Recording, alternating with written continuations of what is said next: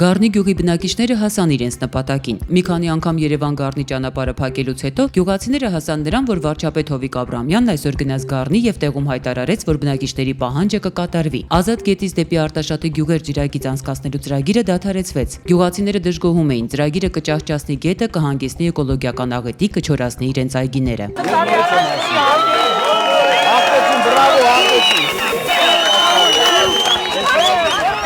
Պարզ չի արդյոք վարչապետն այս որոշումով էր գնացել հանդիպման, թե տեղում կայացրեց այն։ Համենայն դեպս գյուղացիները նրան նույնիսկ արտահայտվելու հնարավորություն չտվեցին։ Ամբողջ ընթացքում ընդհատում էին նրան, բղավում իրենց պահանջները։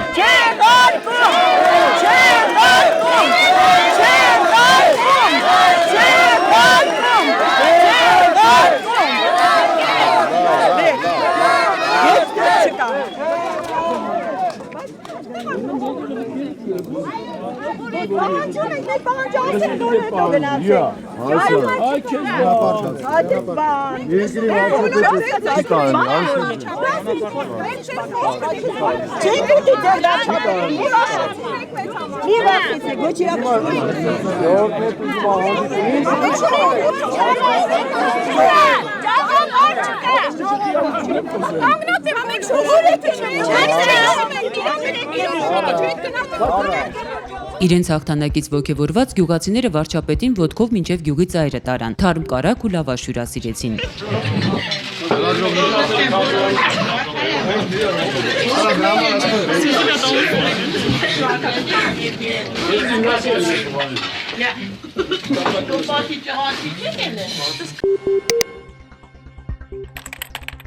Հայկական կողմը իր հսկողության տակ է վերցնում Ղարաբաղ-ադրբեջանական շփման գծի միջդիրքային խոտածածկ տարածքները անվտանգության գոտիներ ձևավորելու նպատակով։ Արցախի վարչապետի մամուլի քարտուղար Արտակ Բեգլարյանը Նյուզեյմին ասել է, որ պատճառը մայիսի 19-ին հակառակորդի սադրիչ քայլերն են։ Ադրբեջանցիները հրդեհել էին ակնայի ուղղությամբ Չեզոք գոտու խոտածածկույթը, նպատակ ունենալով տնտեսական վնաս հասցնել Արցախին։ Վնասը մեծ չի եղել, ժամանակին հաջողվել է մարել հրդեհը։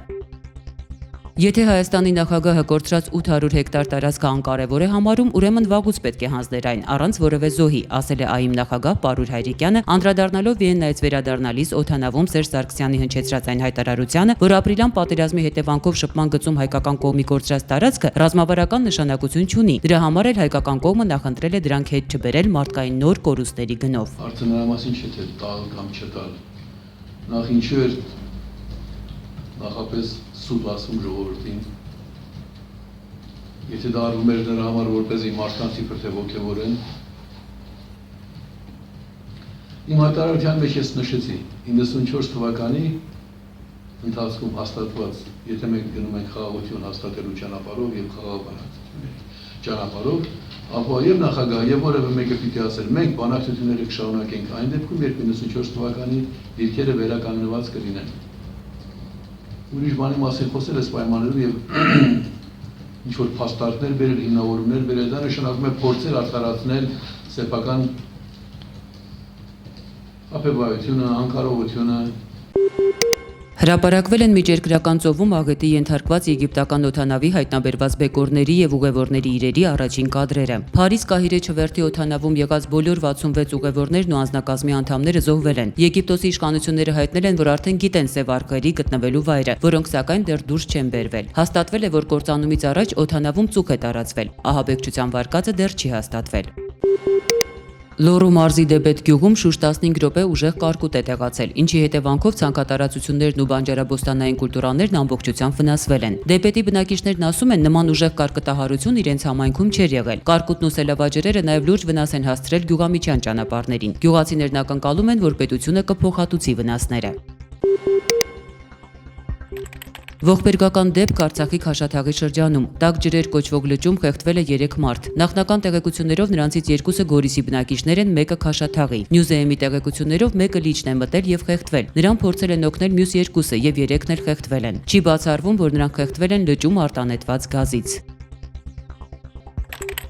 Երևանում նախօրեին ինքնասպանության փորձ է եղել։ 24-ամյա Դավիթ Թովմասյանը Շահումյան փողոցի տներից մեկից գլխի հրազենային վնասվածքով տեղափոխվել է հիվանդանոց։ Նրա վիճակը ծայրահեղ ծանր է։ Դավիթի հարազատների խոսքով իրենք տանն են եղել, երբ կատարվել է դեպքը։ Կրակոցի ձայն են լսել, դուրս են եկել ու տան հետնամասում տեսել գետնին ընկած առնաշաղախ Դավիթին։ Այսօր մահացել է Լոռու մարզի Ալավերդի քաղաքում 2 օր առաջ հրազենային վնասվածք ստացած 34-ամյա Էդվարդ Պողոսյանը, որին Ալավերդիից տեղափոխել էին Երևանի հիվանդանոց։ Սպանության գործով արդեն մեղադրյալ կա Վարդան Փիրուզյանը, որին հիմա իրավապահները որոնում են։ Հիշեցնենք, որ Ալավերդի քաղաքի շենքերից մեկի բակում 2 օր առաջ հանցագործը սպանելու դիտավորությամբ հրազենից կրակել էր Էդվարդ Պողոսյանի եւ Վարդան Ավագյանի վրա։ 41-ամյա Վարդան Ավագյանը հրազենային 2 վնասվածք էր ստացել եւ մահացել տեղում։ Ոստիկանությունը հայտնաբերել եւ բերման է ենթարկել մայիսի 11-ին ապարանի ճանապարհի արագաչափի վրա կրակած քաղաքացուն։ Պարզվել է, որ այդ օրը 33-ամյա Պարքևն ու 38-ամյա Արմենը մեքենայով երթևեկելիս կանգ են առել արագաչափ սարքի մոտ, Պարքևը դուրս է եկել որսորդական հրացանով կրակել եւ վնասել սարքը։ Հայաստանում Լիտվայի դեսպանատունն այսօր Երևանում կազմակերպել է փողոցային երաժշտության օր։ Մայրաքաղաքի տարբեր փողոցներում նաև Ազատության հրապարակում տարբեր ոճի երաժիշտներ եւ երգիչներ իրենց ստեղծագործություններն են կատարել։ Ազնավուրի հրապարակում Բրազիլիայի դեսպանը պորտուգալերեն է երգել, Լիտվայի դեսպանն էլ պարել։